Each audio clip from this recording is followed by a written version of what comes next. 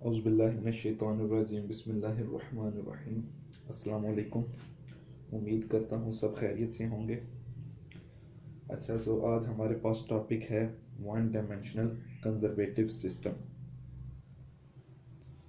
इसका अगर हम क्वेश्चन पढ़ लें कि हम इस टॉपिक में से क्या रिजल्ट निकालने जा रहे हैं, तो बेसिकली हमने करना क्या है, explain the conservation of energy of a particle when acted upon by a single force। Single force से क्या मुराद कि सिर्फ हमारे पास जो फोर्स होगी वो वन डायमेंशनल होगी। ठीक है जी, जब भी हम किसी पार्टिकल पे फोर्स लगाते हैं तो वो कुछ डिस्टेंस कवर करता है, तो अकॉर्डिंग टू हमारे पास वर्क की डेफिनेशन से हमारे पास हम उसके ऊपर ऑब्जेक्ट के ऊपर या पार्टिकल के ऊपर कोई वर्क डन करते हैं। वर्क डन करने के रिजल्ट में उसकी ऑब्जेक्ट की या पार्टिकल की एनर्जी चेंज हो जाती है in term of potential energy. चलें जी, हम स्टार्ट करते हैं। Basically the change in potential energy of a particle acted upon by a single conservative force in one dimensional motion is del U is equal to minus W. यानी हमने एक force लगाई किसी पार्टिकल पे, उसने थोड़ा सा डिस्टेंस कवर किया, हमने कोई वर्क डन किया। अब वर्क डन के रिजल्ट में हमारे पास उस ऑब्जेक्ट या उस पार्टिकल की एनर्जी चेंज होगी। अब यहाँ पे आ रही इस केस में हमारे पास जो एनर्जी आएगी वो पोटेंशियल एनर्जी होगी। ठीक है जी, हम ओपन करते हैं इसी इक्वेशन को। अब वर्क है, अकॉर्डिंग टू वर्क डेफिनेशन हमारे पास वर्क आता है फोर्स इनटू डिस्प्लेसमेंट। यानी अगर हम कह लें हमने किसी पार्टिकल पे फोर्स लगाई, जब उसकी पोजीशन x नॉट थी तो हम उसको ले गए किसी x डिस्टेंस पे। वर्क की डेफिनेशन F साथ डिस्प्लेसमेंट dx, हमारे पास ये ओपन हो गया।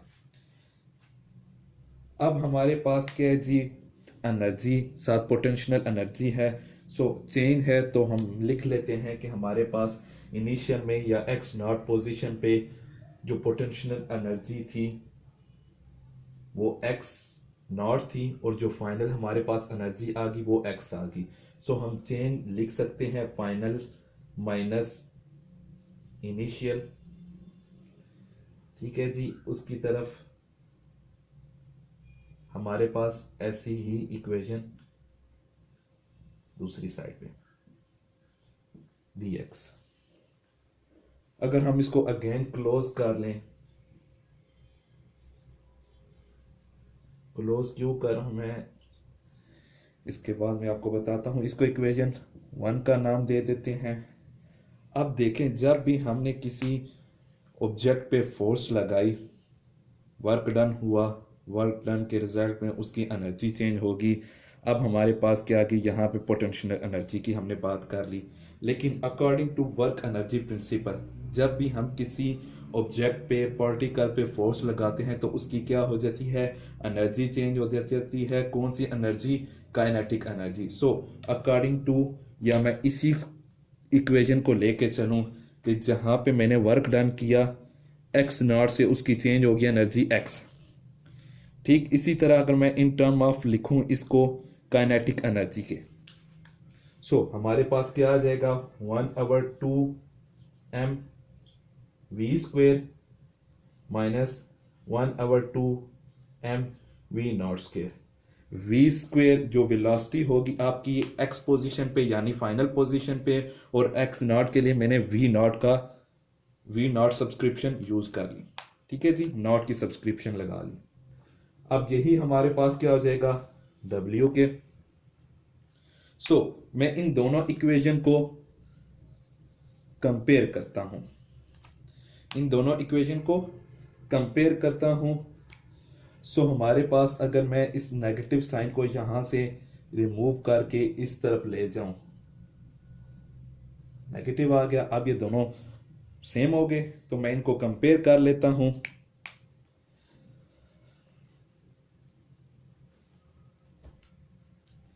जब मैंने माइनस यू एक्स साथ मल्टीप्लाई करूंगा, इसके मैं एक स्टेप डायरेक्ट करूं, plus mu not x not is equal to दूसरी तरफ इक्वेशन के 1/2 mv square minus 1/2 mv not square.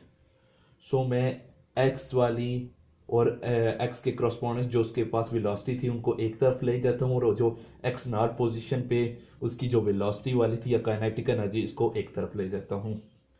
सो इसको उठा के मैं उस तरफ लेके जा रहा हूँ। मैं इसको इसी तरफ लिखता हूँ, m v square plus U X is equal to, अब नॉट वाली उस तरफ, यानी आपकी आनी इस तरफ है, लेकिन मैं इक्वेशन के इस तरह लिख रहा हूँ, आपके पास 1/2 mv naught square plus U x not. यानी हमने सिंपल क्या किया, नॉट वाली अलग कर ली और एक्स वाली अलग कर ली। ठीक है जी। अब हमें यहां से पता चल रहा है कि दोनों क्या है, बेसिकली आपके पास ये काइनेटिक एनर्जी है, ये आपके पास पोटेंशियल एनर्जी है, ये भी काइनेटिक एनर्जी और ये भी पोटेंशियल एनर्जी। सो ये आपके पास क्या होगा, अगर मैं इसको देखूं, राइट हैंड साइड पे भी हमारे पास बराबर है और लेफ्ट हैंड साइड पे भी बराबर है, लेकिन क्या आपके पास इनिशियल और फाइनल पोजीशन आ रही है। सो हम इससे क्या रिजल्ट निकाल सकते हैं कि हमारे पास जो एनर्जी है वो कंजर्व है। यानी मैं इसको अगर लिखूं, या आप कह लें कि आपके पास जो टोटल एनर्जी होती है वो आपकी सम होती है किसकी, potential energy plus kinetic energy, 1/2 mv square is equal to E। मैंने ये लिख लिया कि हमारे पास ये टोटल एनर्जी आ गई। ठीक है जी। उसके बाद हमारे पास एक रिलेशन है, अभी हमने यहां पे ही पढ़ा था, मैं उसी को दोबारा एक्सप्लेन करता हूं। एक और हम रिलेशन ड्रा करते हैं इसी इक्वेशन से। सो हमने क्या, ये हमारे पास the potential energy and work relate करते हैं इस इक्वेशन के through. So under limiting condition या under limiting case, under limiting case हमारा डेल डी यू में कन्वर्ट हो गया is equal to minus f d x, यानी मैंने वर्क को पुट कर दिया जो वर्क की डेफिनेशन थी। सो हम निकालते हैं, या हम जो डेरिवेटिव वाली हैं वो एक तरफ ले जाते हैं,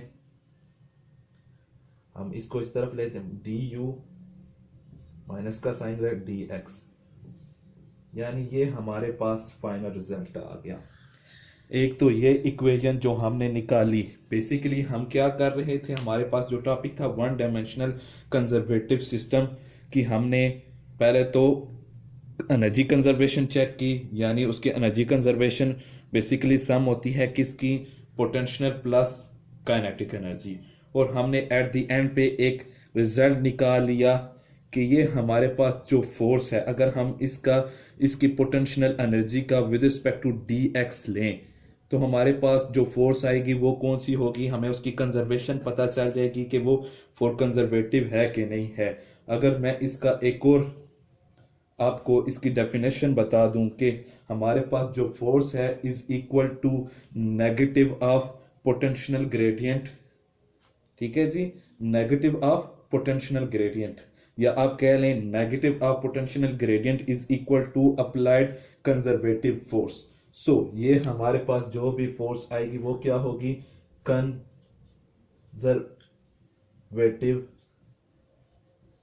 फोर्स। या हम इसे ये भी कह सकते हैं, अगर हमारे पास कोई पोटेंशियल एनर्जी हो, हम उसके डिफरेंशिएट कर दें विद रिस्पेक्ट टू एक्स, तो हमें उस फोर्स की पता चल जाएगी कि वो आपके पास कंजर्वेटिव है कि नहीं। ठीक है जी। अल्लाह आप सबको अपने ज़ुबान में रखे। अल्लाह हाफिज़।